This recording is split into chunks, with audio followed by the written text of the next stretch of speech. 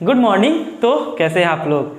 तो जैसे कि मैंने बोला था पिछले वीडियो में कि इस वीडियो में हम लोग स्टार्ट करेंगे और हम लोग पढ़ेंगे कि किसी लेंस के द्वारा अलग अलग जगह पर यदि हम लोग वस्तु को रखेंगे तो प्रतिबिंब जो है वो कैसा बनेगा, कहाँ बनेगा और प्रतिबिंब का जो आकृति वगैरह होगा वो किस तरह का होगा। तो बिना किसी देरी के शुरू करते हैं इस वीडियो को। आप लोग भी निकाल लीजिए पेन और कॉपी और शुरू हो जाइए नोट्स बनाने के लिए। तो हम लोग पढ़ेंगे किसी वस्तु का प्रतिबिंब लेंस के द्वारा कैसे बनता है। तो आप लोग पिछले वीडियो में बता दिए थे कि लेंस होता है दो तरह का, एक होता है उत्तल लेंस और एक होता है अवतल लेंस। तो हम लोग भी एक एक कर पढ़ेंगे। पहले हम लोग जानेंगे कि उत्तल लेंस के द्वारा प्रतिबिंब कैसे बनता है। उत्तल लेंस, तो उत्तल लेंस के द्वारा अपने हम लोग प्रतिबिंब बनाना सीखेंगे। तो इसके लिए हम लोग को पहले यह सीखना पड़ेगा कि उत्तल लेंस से कोई रेखा टकराती है तो कहां पर जाकर मिलती है, ठीक, जिसको हम लोग बोलते हैं रे डायग्राम, ठीक। तो यह है एक उत्तल लेंस और उत्तल लेंस का यह है प्रधान अक्ष। इस रेखा को प्रधान अक्ष बोल रहे हैं और इसको बोल रहे हैं, इसको बोलते हैं प्रकाश केंद्र, ठीक। तो यदि प्रधान अक्ष के समानांतर कोई रेखा, अच्छा प्रकाश केंद्र हुआ, इसको बोलेंगे F1, इसको बोलेंगे F2, इसको बोलेंगे 2F2, इसको बोलेंगे F1 और ये होगा हम लोगों का 2F1। आई बात समझ में ना। यदि उत्तल लेंस से कोई समानांतर प्रकाश की किरणें वर्तित होती है तो वर्तन के पश्चात वह हमेशा किरण कहां से गुजरेगी, फोकस से ही गुजरेगी। यदि उत्तल लेंस से कोई किरण वर्तित होती है तो वर्तन के पश्चात वो हमेशा कहां से गुजरेगी, फोकस से गुजरेगी। ये पहला हुआ।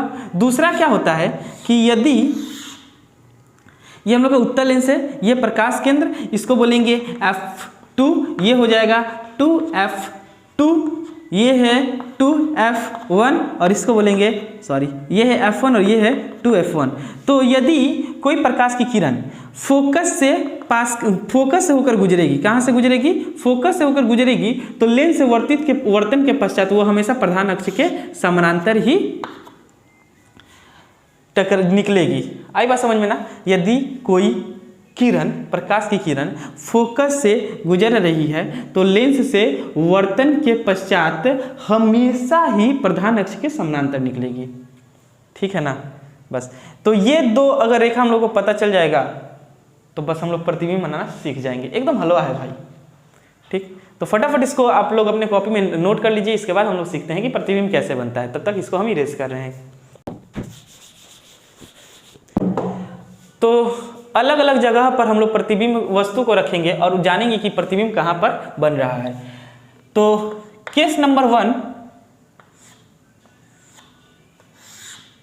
ये हम लोग का उत्तल लेंस और ये हम लोग का प्रकाश केंद्र और ये F1 और ये 2F1 ये F2 और ये 2F2, इसको बोलेंगे हम लोग, क्या बोलेंगे इसको, F1 और इसको बोलेंगे 2F1। देखिए ये जो डिस्टेंस मैं लिया हूं अंदाज से लिया हूं, आप लोग बनाते वक्त क्या करिएगा कि स्केल के सहायता से इस डिस्टेंस को लीजिएगा। और कैसे लीजिएगा, ये जो डिस्टेंस होता है और ये प्रकाश केंद्र से लेकर F2 के बीच का डिस्टेंस, F2 से लेकर 2F2 के बीच का डिस्टेंस, प्रकाश केंद्र से लेकर F1 का डिस्टेंस, F1 से लेकर 2F1 का डिस्टेंस जो होता है वो हमेशा ही एक दूसरे के बराबर होता है। तो ये सब डिस्टेंस को आप लोग बराबर स्केल की सहायता से लीजिएगा। मैंने भी इसको अंदाज से बराबर लेने का ही कोशिश किया है।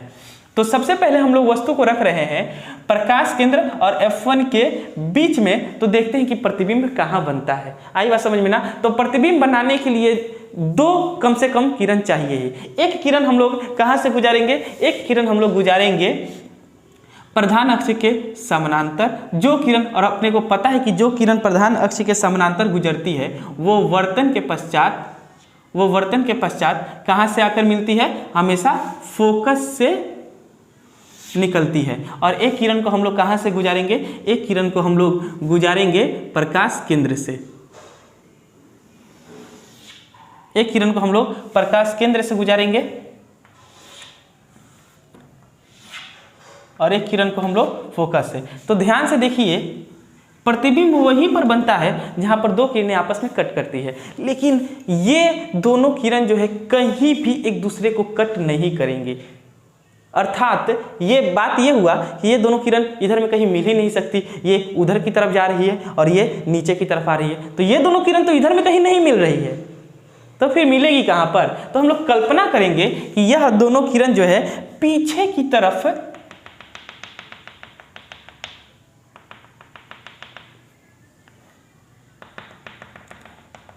तरफ कहीं पर मिलेगी, और जहां पर मिलेगी वहीं पर वस्तु का प्रतिबिंब बन जाएगा।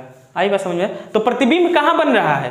प्रतिबिंब जिस तरफ ऑब्जेक्ट है, जिस तरफ वस्तु है, उसी तरफ प्रतिबिंब बन रहा है, और प्रतिबिंब का जो हाइट है वो वस्तु के हाइट से बड़ा है। ठीक है, तो यदि हम लोग वस्तु को रखेंगे, कहां रखेंगे? प्रकाश केंद्र को वो बोल रहे हैं एट बिटवीन, कहां रख रहे हैं? प्रकाश केंद्र और एंड F1 के बीच में यदि हम लोग वस्तु को रखेंगे तो प्रतिबिंब कहां पर बनेगा? जिधर में वस्तु है उधर की तरफ ही बनेगा। अच्छा, प्रतिबिंब वास्तविक बनेगा कि काल्पनिक बनेगा? देखिए, प्रतिबिंब और वास्तविक और काल्पनिक कब बनता है? यदि प्रतिबिंब वास्तविक किरण से मिलेगा तो प्रतिबिंब वास्तविक होगा, और यदि प्रतिबिंब काल्पनिक किरण से बनेगा तो प्रतिबिंब काल्पनिक होगा। यानी कि यह जो दो किरण है इधर में तो कहीं नहीं मिले, हम लोग कल्पना कर रहे हैं कि यह किरण को पीछे की तरफ लेकर जाएंगे तो पीछे कहीं प्रतिबिंब बनेगा, यानी कि यह जो प्रतिबिंब होगा वो कैसा प्रतिबिंब होगा? काल्पनिक प्रतिबिंब। ठीक, तो प्रतिबिंब कैसा होगा? यहां पर लिख रहे हैं प्रतिबिंब जो होगा वह काल्पनिक होगा, काल्पनिक होगा, वस्तु से बड़ा होगा। इसके साथ साथ प्रतिबिंब कैसा होगा? सीधा। प्रतिबिंब कैसा होगा? सीधा होगा। तो ये सब हुआ प्रतिबिंब का गुण। देखिए, अगर वस्तु ऊपर है और प्रतिबिंब भी ऊपर ही रहे, वस्तु यदि ऊपर है और प्रतिबिंब भी ऊपर ही रहे तो प्रतिबिंब कैसा होगा? सीधा होगा। आई बात समझ में? तो यदि हम लोग वस्तु को रख रहे हैं यहाँ पर तो ये सब गुण जो है प्रतिबिंब का आ रहा है। दूसरा हम देखते हैं केस 2। तो केस 2 क्या है? ये हम लोगों का उत्तल लेंस और ये उसका प्रकाश केंद्र, इसको F2 और ये हो जाएगा 2F1 2F2। देखिए, F2 2F2 कुछ नहीं, बस हम लोग एक के पॉइंट लिए हैं और उस पॉइंट को 2F2 बोल दे रहे हैं। ठीक है ना? ये सेंटर ऑफ कर्वेचर, वक्रता केंद्र 2F2 नहीं है। आई बात में? बस 2F2 एक हम पॉइंट लिए हैं जो प्रकाश केंद्र से F2 का बीच का डिस्टेंस है, वही डिस्टेंस F2 से 2F2 का बीच का डिस्टेंस है। ठीक है, यहां से यहां तक को F1 और यहाँ को हम बोल दे रहे हैं 2F1। अब हम लोग वस्तु को रख रहे हैं किधर में? अब इस बार हम लोग वस्तु को रखेंगे F1 पर। वस्तु को कहाँ रखेंगे? F1 पर। तो देखते हैं कि प्रतिबिंब कहाँ पर बनता है। यदि हम लोग वस्तु को रखेंगे F1 पर तो प्रतिबिंब बनाने के लिए अपने को कम से कम 2 किरण चाहिए। एक किरण हम लोग कहाँ से गुजारेंगे? बिल्कुल सही कहा आप लोगों ने, एक किरण हम लोग गुजारेंगे समानांतर। एक किरण कहाँ गुजारेंगे? एक किरण हम लोग गुजारेंगे समानांतर। तो जो किरण समानांतर गुजरती है वो वर्तन के पश्चात किस पॉइंट से निकलती है? बिल्कुल आप लोगों ने सही बोल रहा है, प्रकाश ये फोकस से निकलती है। और एक किरण को हम लोग कहां से गुजारेंगे? एक किरण को हम लोग गुजारेंगे प्रकाश केंद्र से। एक किरण को कहां से गुजारेंगे? एक किरण को हम लोग गुजारेंगे प्रकाश केंद्र से। तो प्रकाश केंद्र से जब किरण को गुजार रहे हैं तो देखिए ध्यान से, ये दोनों किरण समानांतर है, तो यहां पर तो कहीं नहीं मिल रही है। ठीक, ये दोनों किरण क्या है? समानांतर है, तो यहां पर तो ये किरण नहीं मिल रही है। लेकिन अपने को पता है और आप लोगों को भी पता है कि जब दो समानांतर किरणें रहती है तो वो हमेशा जाकर एक दूसरे से इनफाइनाइट डिस्टेंस पर मिलती है, बहुत दूर पर जाकर मिलती है, और जहां पर जाकर मिलेगी वहीं पर क्या बनेगा? उस वस्तु का प्रतिबिंब। तो दो समानांतर किरणें एक दूसरे, ये कॉन्सेप्ट याद रखना पड़ेगा आप लोगों को क्लास 12 तक। ठीक है, तो दो समानांतर किरणें हमेशा ही जाकर कहां पर मिलती है? हमेशा ही जाकर मिलती है अनंत पर। ठीक, तो अनंत पर यदि मिलेगी तो वस्तु का प्रतिबिंब भी कहां पर बनेगा? अनंत पर ही बनेगा। ठीक है, तो यहां पर लिख रहे हैं प्रतिबिंब कहां पर बनेगा? तो प्रतिबिंब बनेगा अनंत पर। अनंत पर, यह होता है अनंत का साइन। ठीक, प्रतिबिंब बनेगा अनंत पर। दूसरा, प्रतिबिंब का जो आकार होगा वो वस्तु के आकार से बहुत बड़ा होगा। आप ही लोग ध्यान से दें, मान लीजिए कि अनंत मेरा इधर में कहीं है, इधर में कहीं है और इधर में जाकर मिल गया, तो देखिए वस्तु जो है इतना सा और प्रतिबिंब यहाँ पर मिला है, तो देखिए कितना बड़ा प्रतिबिंब हो रहा है, एकदम इतना बड़ा। ये तो हम यहाँ पर जस्ट एक दिखाए हैं, लेकिन अनंत पर बनेगा, अनंत पर यदि मिलेगा तो और बड़ा हो सकता है। ठीक, तो यदि वस्तु को हम लोग रखेंगे F1 पर तो प्रतिबिंब कहाँ बनेगा, अनंत पर। दूसरा, वस्तु से बहुत बड़ा होगा, बड़ा बनेगा। तीसरा क्या हो सकता है, तीसरा उल्टा बनेगा, बिल्कुल सही कहा। तीसरा कैसा बनेगा, उल्टा बनेगा। और चौथा क्या होगा, वास्तविक बनेगा। चौथा क्या होगा, वास्तविक बनेगा। ठीक है, तो ये हुआ जब हम लोग वस्तु को रख रहे हैं F1 पर। तो कहाँ रखे हैं वस्तु को, एट F1। कहाँ रखे वस्तु को, एट F1 पर, F1 पर रखे हैं। तो आई बात समझ में ना। अब तीसरा केस नंबर 3 नंबर केस, वस्तु को इस बार हम लोग कहाँ रखे, धीरे धीरे इधर की तरफ शिफ्ट कर रहे हैं, तो इस बार हम लोग वस्तु को रखेंगे F1 और 2F1 के बीच में। तो देखते हैं कि प्रतिबिंब अपना कहाँ बनता है, कैसे बनता है। इसको बोलते हैं प्रकाश केंद्र, इसको बोलेंगे F1 और इसको बोलेंगे 2F2। ये हुआ F1 और ये हुआ 2F1। ठीक है, इस बार हम लोग वस्तु को रख रहे हैं, कहाँ पर रखे वस्तु को, इस बार वस्तु को रखे हैं F1 और 2F1 के बीच में। तो देखते हैं कि प्रतिबिंब कैसा बनता है। तो यदि हम लोग वस्तु को रखेंगे F1 और 2F1 के बीच में, तो प्रतिबिंब बनाने के लिए कम से कम 2 किरण चाहिए। एक किरण हम लोग समानांतर गुजारेंगे, जो कि समानांतर गुजारेंगे, और समानांतर गुजरने वाली किरण हमेशा किस पॉइंट से जाकर मिलती है, हमेशा जाकर मिलती है फोकस से। आई बात समझ में ना। और एक किरण हम लोग कहाँ से गुजारेंगे, एक किरण हम लोग प्रकाश केंद्र से गुजारेंगे, और प्रकाश केंद्र से गुजरने वाला किरण हमेशा सीधा निकल जाता है।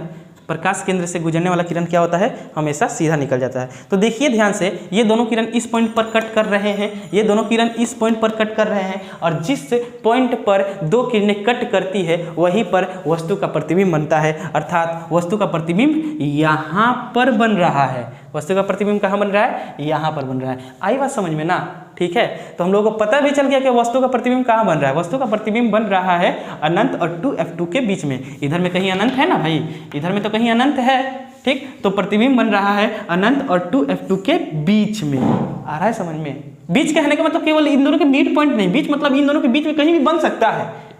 ठीक है, ठीक, तो कहाँ हम इस बार वस्तु को कहाँ रखे हैं, एट बिटवीन रखे हैं वस्तु को F1 और 2F1 के बीच में। वस्तु को रखे हैं F1 एंड 2F1 के बीच में। तो प्रतिबिंब जो है वो कहाँ बन रहा है, तो प्रतिबिंब बन रहा है 2F2 और अनंत के बीच में बन रहा है। ठीक, प्रतिबिंब वास्तविक है कि काल्पनिक, बिल्कुल प्रतिबिंब कैसा है, वास्तविक है। प्रतिबिंब कैसा है, अच्छा, और ये पहले उसके जैसा ही लिख रहे हैं। प्रतिबिंब वस्तु से बड़ा होगा। देखिए वस्तु का साइज ये है और प्रतिबिंब का साइज ये। यदि ये वस्तु AB है तो ये वस्तु क्या हो जाएगा, इधर में AB। आ रहा है समझ में ना। तो वस्तु का साइज प्रतिबिंब से बड़ी होगी, सॉरी वस्तु से प्रतिबिंब का साइज क्या होगा, वस्तु से बड़ी होगी। तीसरा उल्टा बनेगा, और चौथा क्या होगा, वास्तविक होगा।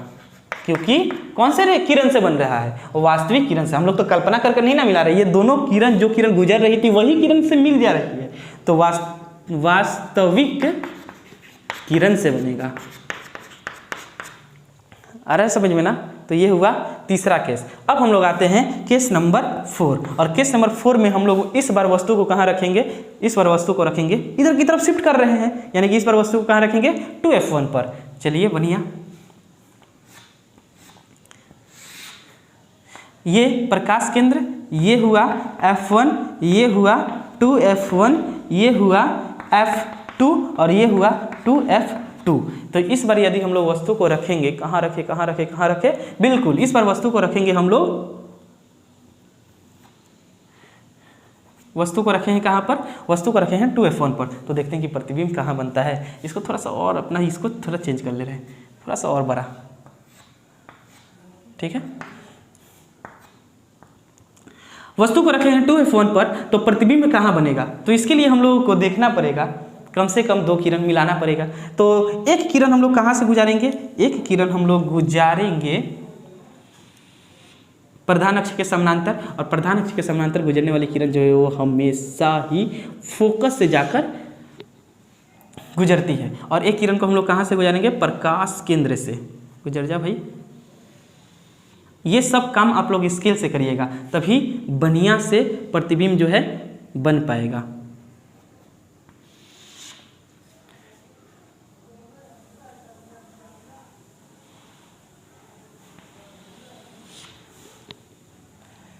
गंदा हो गया।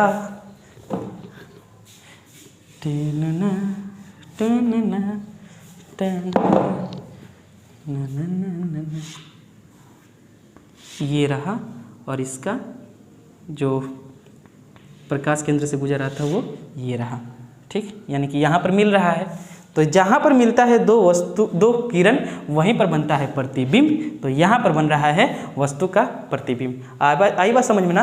तो यहाँ पर क्या बना, वस्तु का प्रतिबिंब। तो हम लोग अब इसके बारे में भी लिखते हैं।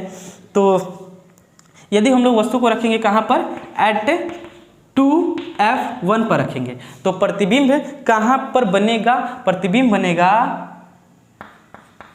प्रतिबिंब कहाँ पर बनेगा, तो प्रतिबिंब बनेगा 2F2 पर। दूसरा वस्तु के बराबर होगा ये, और ये साइज हमेशा दोनों क्या होगा, बराबर होगा। ये मैं स्केल से नहीं बनाया इसलिए बराबर नहीं आ रहा, लेकिन अगर स्केल से आप लोग बनाइएगा तो ये दोनों साइज क्या होगा, एक दूसरे के हमेशा बराबर होगा, वस्तु से बराबर होगा, ठीक है। तीसरा क्या है, यदि हम लोग प्रतिबिंब को वस्तु को रखेंगे 2F1 पर, तो जो बनने वाला प्रतिबिंब है वह उल्टा बनेगा, उल्टा बनेगा। चलिए बहुत बढ़िया। और चौथा क्या है, वास्तविक बनेगा, वास्तविक बनेगा। आए समझ में ना। फटाफट इसको आप लोग नोट कर लीजिए, इसके बाद केस 5 बताएंगे।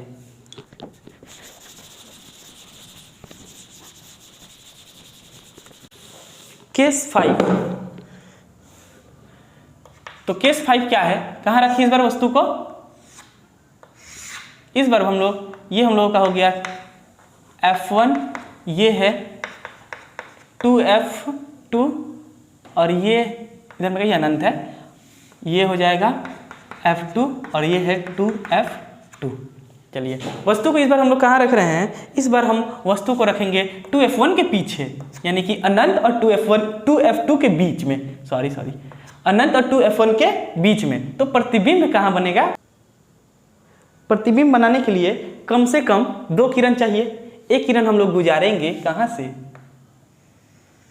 समानांतर, और समानांतर गुजरने वाली किरण हमेशा ही फोकस से पास करती है, और एक किरण हम लोग गुजारेंगे कहाँ से, प्रकाश केंद्र से। और अपने को पता है कि प्रकाश केंद्र से कोई भी किरण जब गुजरती है तो वो हमेशा ही सीधे निकल जाती है। कहाँ, कैसे निकलती है, सीधे निकल जाती है, ठीक है। कैसे निकलती है, सीधे निकल जाती है। तो ये दोनों किरण एक दूसरे को इस पॉइंट पर कट कर रही है, तो जिस पॉइंट पर कट करती है वहीं पर वस्तु का प्रतिबिंब बनता है, जिस पॉइंट पर कट करती है वहीं पर किसी भी वस्तु का प्रतिबिंब बनता है। एक बार इसको मिटाकर फिर से करें, तो गंदा हो गया।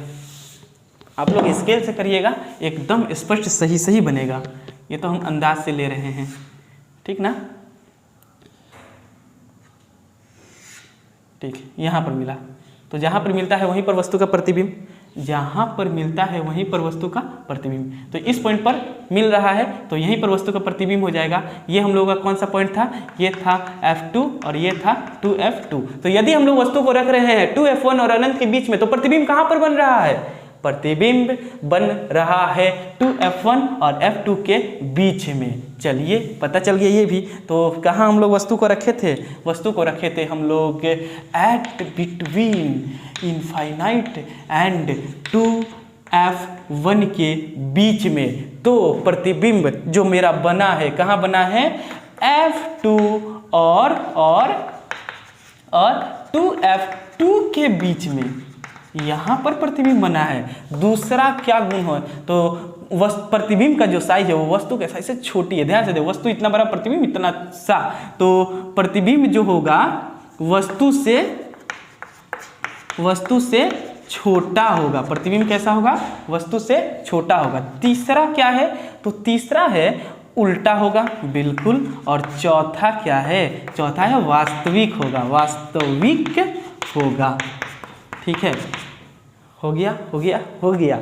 अब हम लोग इसके लास्ट केस में आते हैं, केस नंबर 6। और इस बार आप लोग बताइए कि प्रतिबिंब को हम लोग, वस्तु को हम लोग कहाँ पर रखेंगे, कहाँ रखे वस्तु को।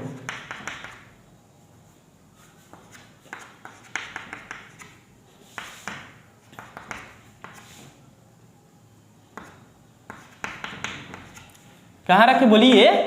इस बार हम लोग रखेंगे वस्तु को अनंत पर। कहाँ रखेंगे, वस्तु को अनंत पर कहीं पर रखेंगे। ठीक, मान लीजिए कि अनंत यहाँ पर है और यहाँ पर वस्तु को रख लिए, तो ध्यान से सुनिएगा।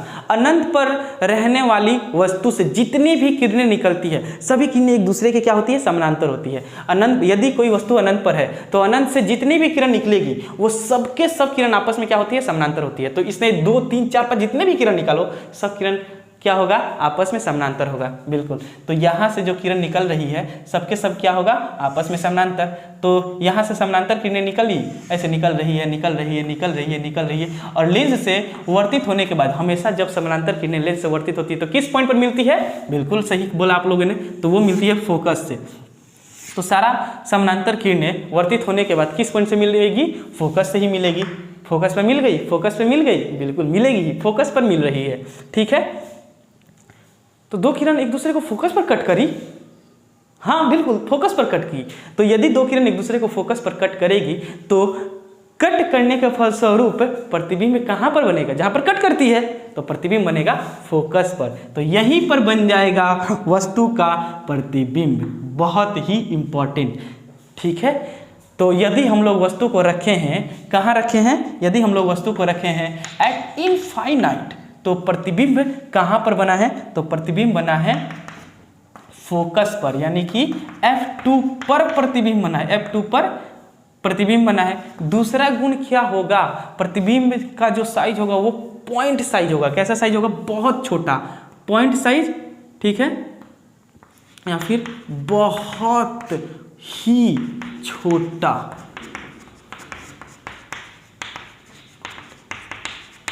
Point size. ठीक, तीसरा क्या होगा कि प्रतिबिंब उल्टा होगा कि सीधा होगा। अब पॉइंट साइज है बहुत छोटा है, तो इसमें उल्टा क्या सीधा क्या, उल्टा भी हो सकता है और सीधा भी हो सकता है। खैर यहाँ पर प्रतिबिंब हमेशा जो उल्टा बनते आ रहा था, तो यहाँ पर भी उल्टा ही होगा। ठीक, इसका भी साइज हम लोग क्या लेंगे, उल्टा ही लेंगे। और चौथा क्या है कि वास्तविक होगा। ये तो क्लियर है, आई बात समझ में ना। उफ, सॉरी यार, थोड़ा सा वीडियो डिस्टर्ब हो गया था, कट गया था। कोई नहीं, हम लोग फिर से स्टार्ट करते हैं। अभी तक हम लोग 6 केस के बारे में पढ़ चुके थे और उसी का थोड़ा सा समरी करते हैं। तो ये हम लोगों का है उत्तल लेंस। ये उत्तल लेंस का प्रधान अक्ष है और ये है इसका प्रकाश केंद्र, और इसको बोलेंगे हम F2 और इसको बोलेंगे 2F2।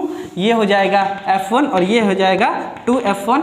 इधर की तरफ है अनंत और इधर की तरफ है अनंत। यदि हम लोग वस्तु को रखे थे प्रकाश केंद्र और F1 के बीच में, तो प्रतिबिंब कहाँ पर बना था, प्रतिबिंब बना था जिधर की तरफ वस्तु है उधर की तरफ ही प्रतिबिंब बना था। यानी कि प्रतिबिंब कैसा था, वास्तविक था।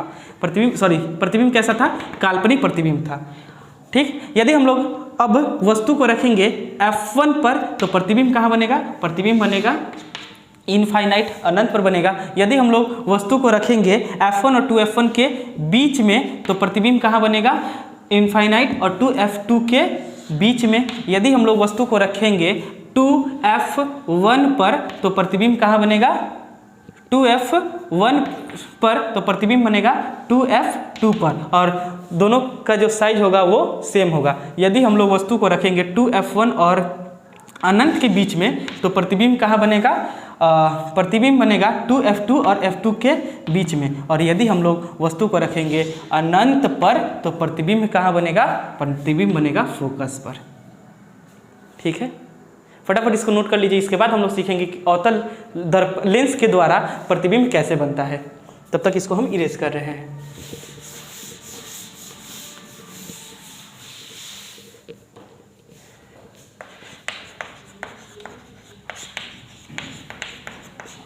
अवतल लेंस द्वारा प्रतिबिंब कैसे बनता है, इसको सीखने के लिए हम लोग को पहले ये सीखना पड़ेगा कि अवतल लेंस से कोई किरण वर्तित होती है तो किस पॉइंट पर जाकर वो मिलती है, जिसको हम लोग बोलते हैं क्या, रे डायग्राम।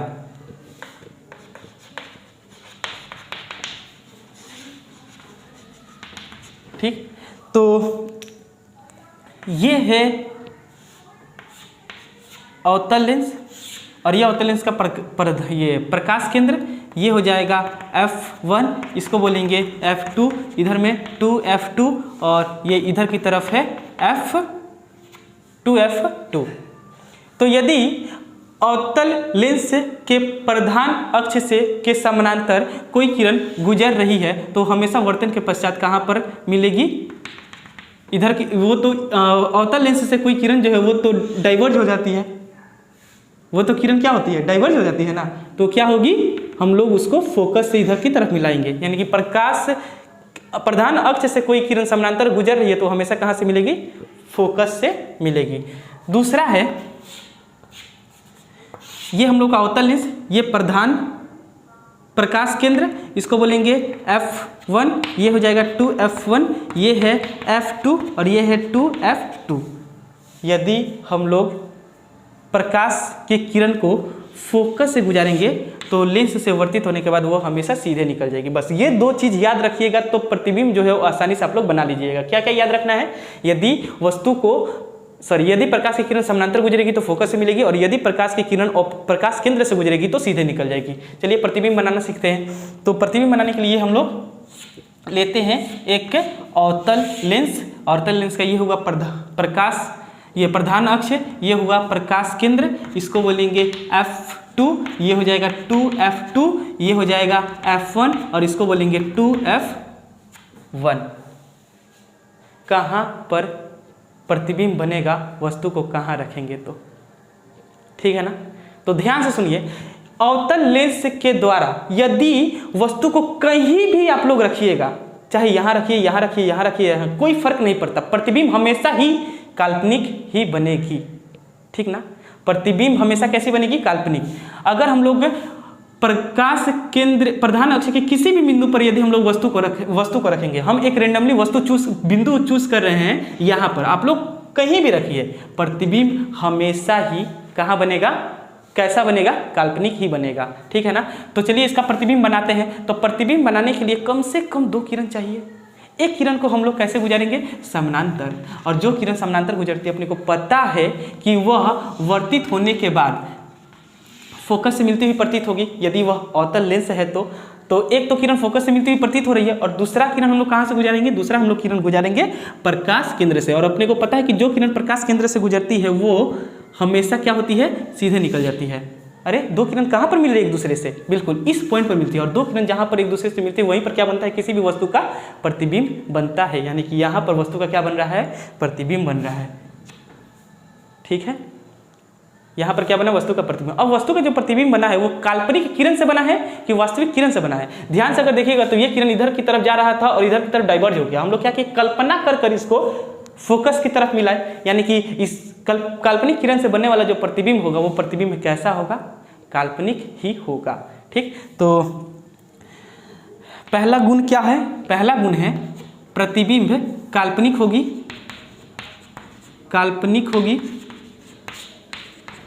दूसरा क्या है, प्रतिबिंब होगी काल्पनिक। दूसरा क्या है कि प्रतिबिंब वस्तु से छोटी होगी, वस्तु से छोटी। और तीसरा सीधी होगी, कैसी होगी, सीधी होगी। ठीक है, तो ये हुआ अवतल लेंस द्वारा वस्तु का प्रतिबिंब कैसे बनता है। चलिए हम जानते हैं कि उत्तल लेंस और अवतल लेंस में अब अंतर क्या है। ठीक, तो बहुत आसान है अंतर। इधर की तरफ हम लिख रहे हैं उत्तल लेंस और इधर की तरफ हम लिख रहे हैं अवतल लेंस। तो क्या अंतर है उत्तल लेंस में और अवतल लेंस में? तो पहला अंतर यही है कि उत्तल लेंस यह बीच में मोटा तथा किनारों की तरफ पतला होता है और उत्तल लेंस यह बीच में पतला तथा किनारों की तरफ मोटा होता है। ये सब बातें को आप लोग अपने नोटबुक में लिखिए, ठीक, जो मैं बोल रहा हूँ उसको लिखिए। उत्तल लेंस यह बीच में मोटा तथा किनारों की तरफ पतला होता है, अवतल लेंस यह बीच में पतला तथा किनारों की तरफ मोटा होता है। दूसरा अंतर क्या होगा कि उत्तल लेंस द्वारा बना प्रतिबिंब वास्तविक भी हो सकता है और काल्पनिक भी हो सकता है। बिल्कुल, जब हम लोग वास्तविक और काल्पनिक जो प्रतिबिंब था वह किस बिंदु पर बन रहा था, यदि हम लोग वस्तु को रख रहे थे प्रकाश केंद्र और F1 के बीच में, तो अपना प्रतिबिंब जो बन रहा था वो कैसा बन रहा था, काल्पनिक बन रहा था, काल्पनिक किरण के द्वारा प्रतिबिंब बन रहा था। तो उत्तल लेंस द्वारा बना प्रतिबिंब जो है वो काल्पनिक भी हो सकता है, काल्पनिक भी हो सकता है और वास्तविक भी हो सकता है। लेकिन अवतल लेंस द्वारा बना प्रतिबिंब हमेशा ही काल्पनिक होगा, हमेशा ही कैसा होगा, काल्पनिक होगा, काल्पनिक होगा। तीसरा अंतर क्या है, उत्तल लेंस द्वारा बना प्रतिबिंब उल्टा भी हो सकता है और सीधा भी हो सकता है। उत्तल लेंस द्वारा बना प्रतिबिंब उल्टा भी हो सकता है और सीधा भी हो सकता है, उल्टा और सीधा। सीधा तो हम लोग विभिन्न प्रकार के केस पढ़े थे, केस नंबर 2, 3, 4, 5, 6 जितने भी केस थे सब में प्रतिबिंब कैसा बन रहा था, सब में प्रतिबिंब कैसा बन रहा था, उल्टा बन रहा था। लेकिन सीधा वाला एक ही केस है, यदि हम लोग वस्तु को रखेंगे प्रकाश केंद्र और फोकस के बीच में तो प्रतिबिंब हम लोगों का कैसा बन रहा था, सीधा बन रहा था। लेकिन अवतल लेंस द्वारा बना प्रतिबिंब हमेशा कैसा होता है, सीधा ही होता है। कैसा होता है, हमेशा सीधा होता है। इसके द्वारा बना प्रतिबिंब सीधा होता है। खत्म। तो इसके बाद का हम लोग का टॉपिक है रेखीय आवर्धन।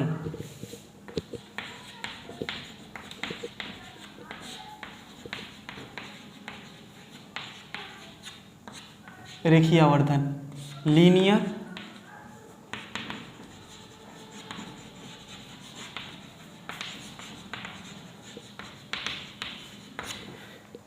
Linear magnification. तो रेखीय आवर्धन क्या है, तो मान लीजिए कि यह अवतल लेंस के द्वारा बना एक प्रतिबिंब है, ठीक, जिसकी हाइट h1 और इसके यह उत्तल लेंस के सामने एक वस्तु को रखे हैं और उस वस्तु का हाइट h1 है और इसके द्वारा बना प्रतिबिंब ये है जिसका हाइट h2 है। तो जो रेखीय आवर्धन होगा, जो रेखीय आवर्धन होगा जिसको हम लोग m से लीनियर मैग्निफिकेशन m से डिनोट करते हैं, वह होगा प्रतिबिंब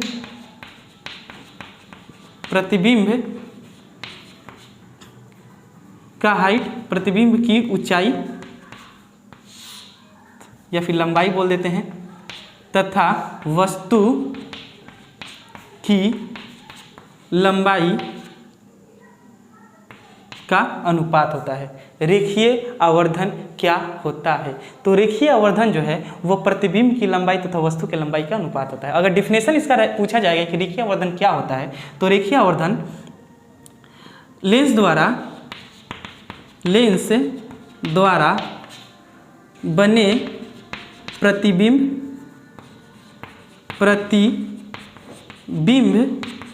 तथा वस्तु के लंबाई के अनुपात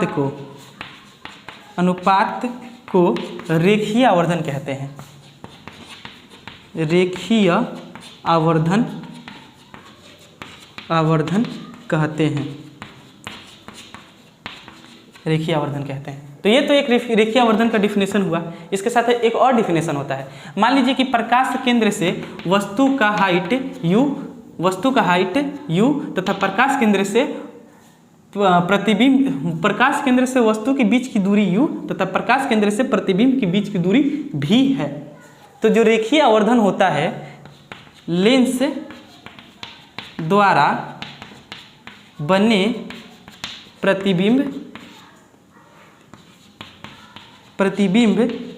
की दूरी, लेंस द्वारा बने प्रतिबिंब की दूरी तथा वस्तु के दूरी के अनुपात को रेखीय आवर्धन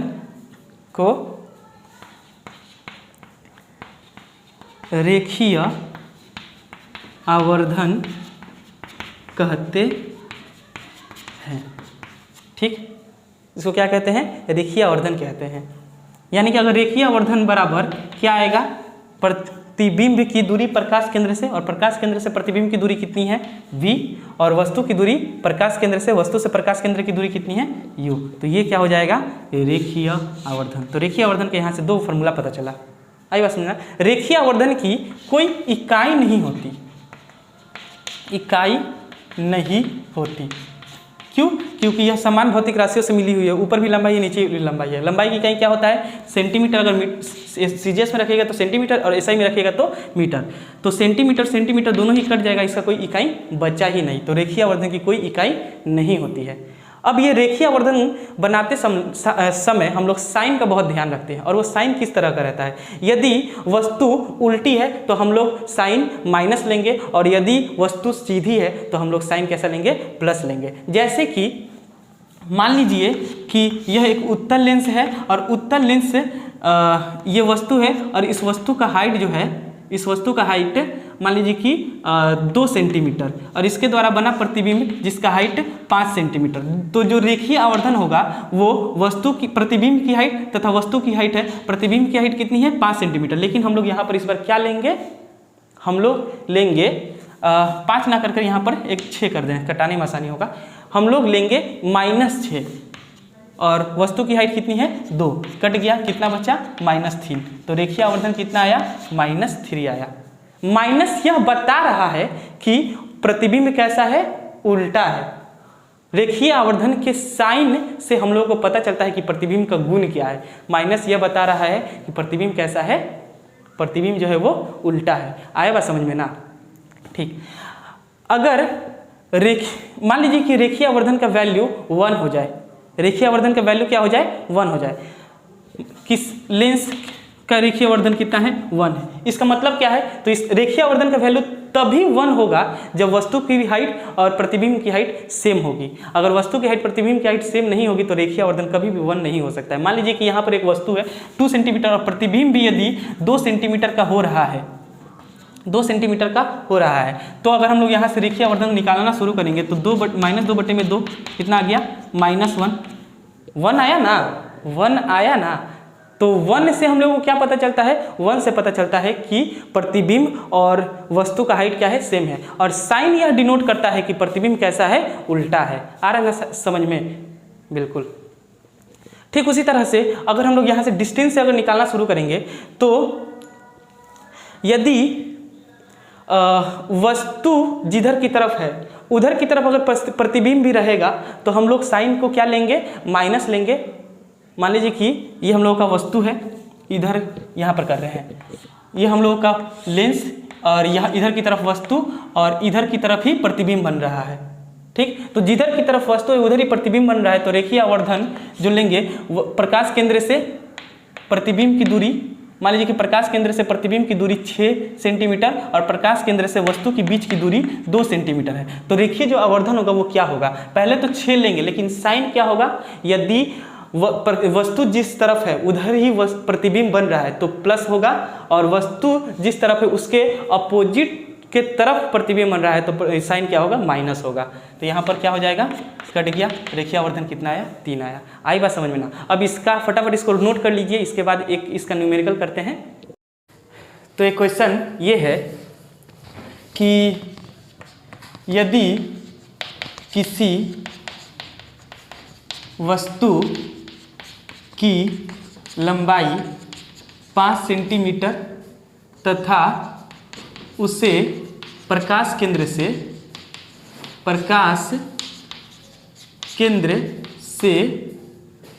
2 सेंटीमीटर दूरी पर रखने से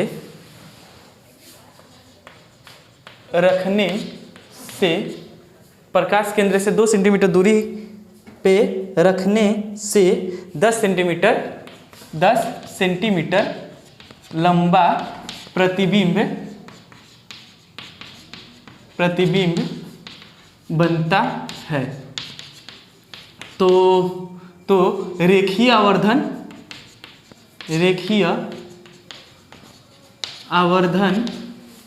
और प्रतिबिंब की दूरी ज्ञात कीजिए। तो ये क्वेश्चन पूछा गया है। क्वेश्चन क्या है कि वस्तु की लंबाई दिया गया है। क्या दिया गया है? वस्तु की लंबाई यानी कि एच आई की वस्तु के एच ओ कितना है 5 सेंटीमीटर और प्रकाश केंद्र से वस्तु की दूरी यानी कि यू कितना है 2 सेंटीमीटर रखने पर 10 सेंटीमीटर लंबा प्रतिबिंब बनता है। यानी कि एच आई कितना है? एच आई दिया गया अपने को 10 सेंटीमीटर। तो क्या पूछा गया है? रेखीय आवर्धन और प्रतिबिंब की दूरी ज्ञात कीजिए। क्या निकालना है हम लोग को? रेखीय आवर्धन निकालना है और प्रतिबिंब की दूरी। तो रेखीय आवर्धन निकालना है तो हम लोग ये रेखीय आवर्धन यानी कि m निकालना है और m निकालना है तो हम लोग m का फॉर्मूला पुट करेंगे। m का फॉर्मूला क्या होता है? m का फॉर्मूला हम लोग दो पढ़े हैं। एक पढ़े हैं m बराबर होता है HI/HO और एक पढ़े हैं m बराबर होता है V/U। जहां पर HI है प्रतिबिंब की लंबाई और HO है वस्तु की लंबाई और V है प्रकाश केंद्र से प्रतिबिंब की दूरी और U है प्रकाश केंद्र से वस्तु की दूरी। तो हम लोग ये फॉर्मूला अप्लाई करेंगे कि ये वाला फॉर्मूला अप्लाई करेंगे? हम लोग वही फॉर्मूला अप्लाई करेंगे जिसमें ये सब चीज दिया रहता है। तो देखिए अपने को HO पता है, अपने को HI पता है, तो क्या इस फॉर्मूला की सहायता से हम लोग M निकाल पाएंगे? बिल्कुल निकाल ही लेंगे। तो M क्या होगा? M जो होता है HI/HO होता है। HI है 10 और HO है 5, कट गया कितना बचा 2, यानी कि M का वैल्यू कितना आया 2 में रेखीय आवर्धन निकल गया। अब जब हम लोग को रेखीय आवर्धन निकल गया तो इसके बाद नेक्स्ट क्वेश्चन क्या पूछा गया है? प्रतिबिंब की दूरी ज्ञात कीजिए। पहला क्वेश्चन था कि रेखीय आवर्धन कितना है, रेखीय आवर्धन निकाल लिए। इसके बाद का क्वेश्चन है प्रतिबिंब की दूरी ज्ञात कीजिए। प्रतिबिंब की दूरी यानी कि अपने को पूछा गया कि v बराबर क्या होता है। तो फिर से अपने अब इस बार हम लोग पुट करेंगे ये वाला फॉर्मूला। हम लोग जानते हैं क्या कि m बराबर होता है v/u। तो m का वैल्यू कितना निकाले हैं? जस्ट अभी भी 2 निकाले हैं। रेखीय आवर्धन की कोई इकाई नहीं होती, पिछले ये अभी बता चुके हैं आप लोगों को। तो m बराबर क्या होता है 2 और v बराबर क्या होगा? चूंकि हम लोग को v पूछा गया है, v लिखेंगे और u दिया गया अपने को कितना 2 सेंटीमीटर। ठीक, यानी कि v बराबर क्या हो जाएगा 2 × 2, इन दोनों का मल्टीप्लाई यानी कि 4 सेंटीमीटर। ये हो जाएगा हम लोगों का आंसर। आई बात समझ में ना? तो इस तरह से न्यूमेरिकल जो है कोई एग्जाम में देता रहता है और बहुत ही आसान इसका न्यूमेरिकल जो है वो आता है। मिटा रहे हैं इसको और एक न्यूमेरिकल आपको फिर से दे रहे हैं, उसको आप लोग फिर से बनाइएगा।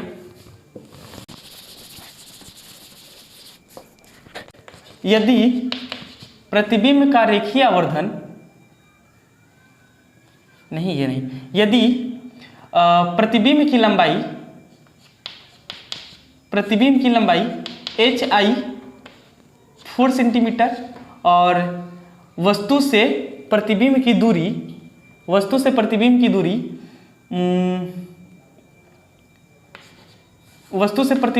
प्रकाश केंद्र से प्रतिबिंब की दूरी 20 सेंटीमीटर और प्रकाश केंद्र से वस्तु की दूरी 5 सेंटीमीटर हो तो HO कितना होगा और M कितना होगा? देखिए ये हम लोगों से पूछा गया है। आइए बात समझा? फटाफट आप लोग निकाल कर बताइए, वीडियो को पॉज कर। चलिए मैं बता ही रहा हूँ। अब उम्मीद है कि आप लोगों से बन गया होगा और नहीं बना है तो आप लोग देख लीजिए किस तरह से बनाना है। तो अपने को m निकालना है तो हम लोग m का फॉर्मूला पुट करेंगे और m का वो फॉर्मूला अप्लाई करेंगे जिसमें हम लोगों को ये सब चीज़ दिया हो। तो देखिए m का फॉर्मूला होता है v/u। अपने को क्या v पता है? हाँ बिल्कुल पता है। अपने को u पता है? बिल्कुल पता है। तो इसको पुट करते हैं। v है 20 और u है 5 से कट गया, कितना बचा 4, यानी कि m कितना आया 4 आया। अब m जब हम लोगों को 4 आ गया है तो अब हम लोग क्या पूछा है? HO पूछा गया है। फिर से हम लोग जानते हैं कि m बराबर होता है HI/HO। अब m का वैल्यू कितना है 4 और HI/HO।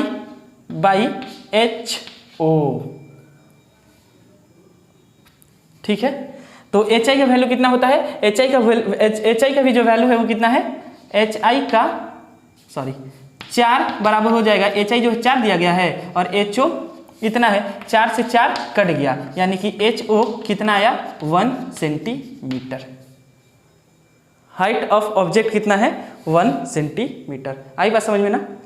तो इस तरह से ये न्यूमेरिकल देता है। अब एक फेमस क्वेश्चन एग्जाम में देता रहता है अक्सर, और वो फेमस क्वेश्चन ये है कि यदि किसी प्रतिबिंब का रेखीय आवर्धन कुछ है तो इसका मतलब क्या है, इस कथन का मतलब क्या है। यानी ये क्वेश्चन ये है कि यदि किसी प्रतिबिंब का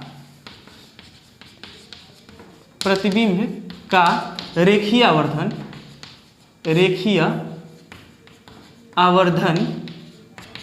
2.5 है, इस कथन का क्या तात्पर्य है, इस कथन का क्या तात्पर्य है, क्या तात्पर्य है, क्या होता है इसका मतलब। यदि किसी प्रतिबिंब का रेखीय आवर्धन 2.5 है, इसका मतलब क्या है। यहाँ पर 2.5 एग्जाम में 2.5, 1.5, 3.5 कुछ भी दे सकता है, उसका मतलब क्या होगा। तो चलिए देखते हैं। रेखीय आवर्धन कितना है 2.5। अब हम लोगों को पता है कि m बराबर क्या होता है HI/HO होता है। यदि m का वैल्यू 2.5 है तो HI/HO होगा। अब यहाँ से अगर HI का वैल्यू निकालना होगा तो HI बराबर 2.5 में HO से गुना कर देना पड़ेगा। क्या मतलब आया, इसका मतलब यह है कि जो प्रतिबिंब की लंबाई होगी वो वस्तु की लंबाई का 2.5 गुना होगी। यही ना हो रहा है, प्रतिबिंब की लंबाई वस्तु की लंबाई का 2.5 गुना होगी। इस कथन का मतलब यही है। तो क्या मतलब हुआ, किसी प्रतिबिंब का रेखीय आवर्धन, किसी प्रतिबिंब का रेखीय आवर्धन 2.5 है। इस कथन का यह तात्पर्य है, इस कथन का यह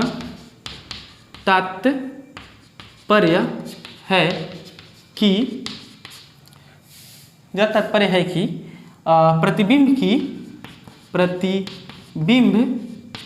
की लंबाई वस्तु के लंबाई के 2.5 गुना होगी। आई बात समझ में ना। अच्छा, क्वेश्चन एग्जाम में ये रहेगा तो कि किसी प्रतिबिंब का रेखीय आवर्धन 2.5 ना रहकर 3.5, मान लीजिए कि वह रेखीय आवर्धन 3.5 हो, तो इसका मतलब क्या होगा, इसका मतलब यह होगा कि यहाँ पर 3.5 हो जाएगा, और 3.5 मतलब HI/HO। अगर HI का वैल्यू निकालना है तो 3.5 इंटू HO होगा। क्या मतलब होगा कि रेखीय वस्तु की जो प्रतिबिंब की जो लंबाई होगी वो वस्तु की लंबाई के 3.5 गुना होगी। तो कोई भी अगर नंबर दे दिया रहेगा तो आप लोग निकाल पाइएगा कि नहीं, ये निकालना नहीं है, बस आप लोग को ये स्टेटमेंट लिखना है। इस स्टेटमेंट में ही अपने को 2 मार्क्स मिलेगा, ठीक ना। क्या मतलब होता है कि प्रतिबिंब की रेखीय आवर्धन ये है, इसका मतलब क्या होता है, तो मतलब यही होता है प्रतिबिंब का रेखीय आवर्धन 2.5, 1.5, 3.5 कुछ भी 2 हो, मतलब क्या है इसका मतलब यह है कि जो प्रतिबिंब की लंबाई है वो वस्तु की लंबाई का इतना गुना है। आई बात समझ में ना। चलिए फटाफट इसको नोट कर लीजिए। अच्छा, यदि रेखीय आवर्धन 1 दिया रहेगा तो इसका मतलब क्या होगा, रेखीय आवर्धन 1 होगा, यानी कि m का वैल्यू यदि 1 होगा, इसका मतलब क्या है, m का वैल्यू 1 तभी हो सकता है, m का वैल्यू 1 तभी हो सकता है जब HI भी और HO का वैल्यू सेम हो। जब HI भी 1 हो और HO भी, मतलब HI और HO का वैल्यू अगर सेम रहेगा, हाइट ऑफ इमेज और हाइट ऑफ ऑब्जेक्ट ये सेम रहेगा, तभी यह रेखीय आवर्धन m होगा।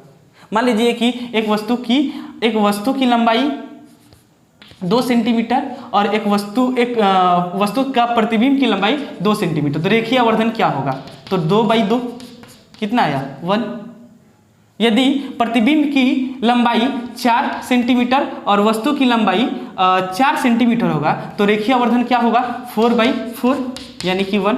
देखिए 1 रेखीय आवर्धन कब आ रहा है, जब प्रतिबिंब की लंबाई और वस्तु की लंबाई समान रह रहा है। यदि प्रतिबिंब और वस्तु की लंबाई डिफरेंस होगा तो 1 कभी वैल्यू आएगा ही नहीं।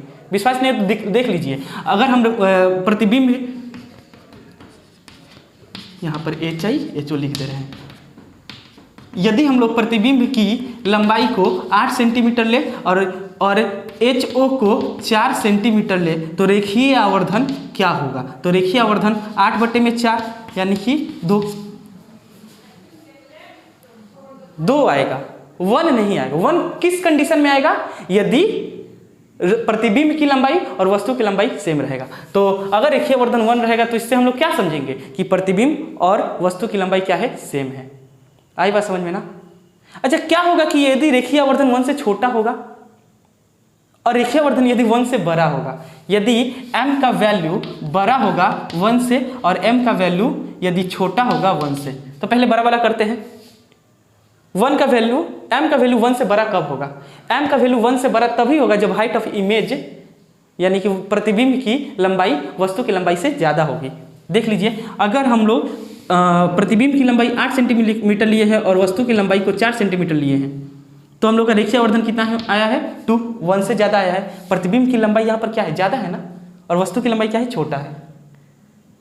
1 से रेखीय आवर्धन 1 से ज़्यादा तभी आएगा जब प्रतिबिंब की लंबाई वस्तु की लंबाई से अधिक होगी। अगर हम लोग HI को 8 लिए और HO को 7 लेंगे और अभी भी अगर हम लोग m निकालने की कोशिश करेंगे तो जो रेखीय आवर्धन आएगा वो 1 से ज़्यादा ही होगा।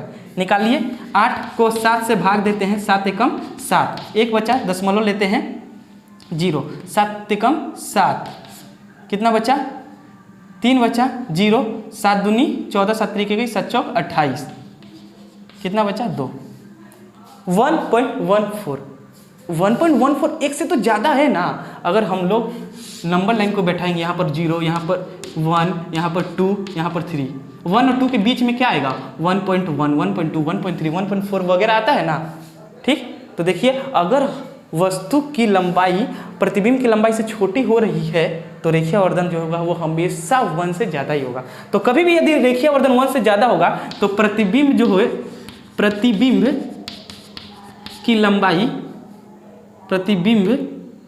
की लंबाई जो है वो ज़्यादा होगी किससे? वस्तु की लंबाई से। और क्या होगा यदि रेखीय आवर्धन 1 से छोटा होगा? रेखीय आवर्धन 1 से एकदम बिल्कुल उल्टा। यदि रेखीय आवर्धन 1 से छोटा मतलब क्या कि इस बार ये वैल्यू छोटा कब आएगा? जब नीचे वाला ज़्यादा रहेगा, ऊपर वाला कम आएगा, तभी ये वैल्यू छोटा आ सकता है। और ऊपर वाला क्या है? प्रतिबिंब की लंबाई, और नीचे वाला क्या है? वस्तु की लंबाई। अगर यदि प्रतिबिंब की लंबाई 4 सेंटीमीटर हाइट ऑफ इमेज, यदि प्रतिबिंब की लंबाई 4 सेंटीमीटर और HO वस्तु की लंबाई 8 सेंटीमीटर हो, उस क्षेत्र में हम लोग निकालते हैं कि रेखीय आवर्धन क्या होगा। चलिए निकालते हैं। HI/HO होता है। HI कितना है? HI कितना है? HI है 4 और HI है 4 और HO है 8, कितना आया? 2, यानी कि 1/2 यानी कि 0.5। देखिए आवर्धन 0.5 1 से कम है ना। 1 से कम कब आ रहा है? 1 से कम तभी आ रहा है जब HO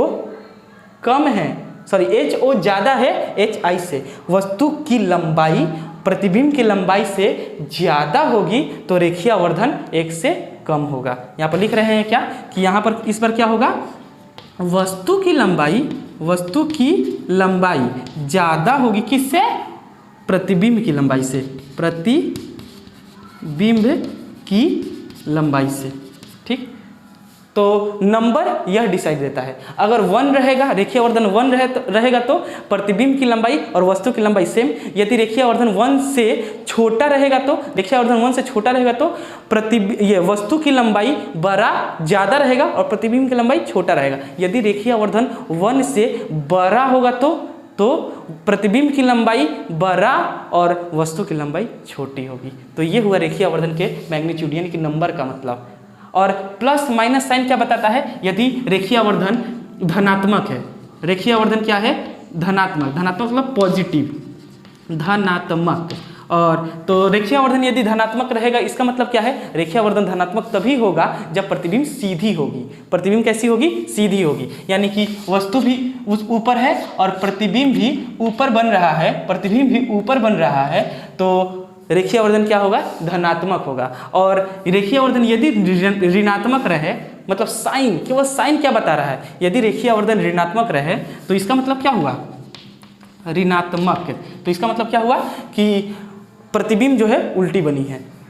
प्रतिबिंब कैसी बनी है, प्रतिबिंब जो है वो उल्टी बनी है। आई बात समझे ना, ये वस्तु ये प्रतिबिंब। यदि रेखीय आवर्धन धनात्मक, प्रतिबिंब सीधी, यदि रेखीय आवर्धन ऋणात्मक, प्रतिबिंब उल्टी। आई बात समझ में ना, फटाफट इसको नोट कर लीजिए। तो इसके बाद का टॉपिक है अपना लेंस की क्षमता। लेंस की क्षमता, ठीक है, दिख रहा है ना, ठीक, यानी कि पावर ऑफ लेंस। तो लेंस की क्षमता क्या होता है, तो लेंस की जो क्षमता है, लेंस की क्षमता फोकस दूरी के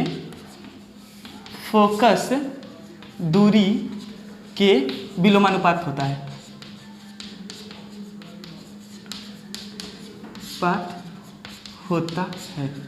लेंस की क्षमता फोकस दूरी के विलोमानुपात होता है। यानी कि जो लेंस की क्षमता, यानी कि उसको हम लोग पी से, पावर ऑफ लेंस पी से डिनोट करेंगे, और पी जो होगा वो विलोमानुपात होगा किसके, फोकस दूरी के। फोकस दूरी को एफ से डिनोट करते हैं, फोकस दूरी को किससे डिनोट करते हैं, एफ से डिनोट करते हैं। तो लेंस की जो क्षमता है वो विलोमानुपात होता है किसके, फोकस दूरी के। कहने का मतलब यह है कि अगर फोकस दूरी कम होगी तो लेंस की क्षमता क्या होगी, बढ़ेगी। फोकस दूरी कम होगी तो लेंस की क्षमता क्या होगी, बढ़ेगी, और लेंस की क्षमता बढ़ेगी तो फोकस दूरी क्या होगी, कम होगी। आई बात समझ में ना। मोटे लेंस की जो ये क्षमता होती है वो ज़्यादा होती है। मोटे लेंस की क्षमता यानी कि पावर, हाँ, मोटे लेंस की क्षमता क्या होती है, ज़्यादा होती है, ज़्यादा होती है। और पतले लेंस की क्षमता, पतले लेंस की क्षमता कम होती है, कम होती है। अच्छा, मोटे लेंस की क्षमता ज़्यादा होती है, क्या हम ये लिख सकते हैं कि मोटे लेंस की फोकस दूरी क्या होती है, फोकस दूरी। जब क्षमता फोकस दूरी के विलोमानुपात होता है, तो यदि क्षमता ज़्यादा होगा तो फोकस दूरी क्या होगी, कम होगी, बिल्कुल। तो मोटे लेंस की फोकस दूरी कम होती है, कम होती है। और पतले लेंस की फोकस दूरी अधिक होती है, अधिक होती है। अब बात करते हैं इसकी इकाई का, ठीक है। अच्छा, P is directly proportional to 1/f। यदि प्रोपोर्शनल का साइन हटेगा तो आता है इक्वल टू देकर कांस्टेंट 1/f। यदि k का वैल्यू 1 हो जाएगा तो P इक्वल टू हो जाएगा 1/f, ठीक। अब इसका इकाई क्या होगा, किसकी इकाई, लेंस की क्षमता की इकाई लिख रहे हैं यहाँ पर। तो लेंस की क्षमता की इकाई क्या होगा, तो लेंस की क्षमता का जो इकाई होता है, अगर बात करेंगे हम SI में,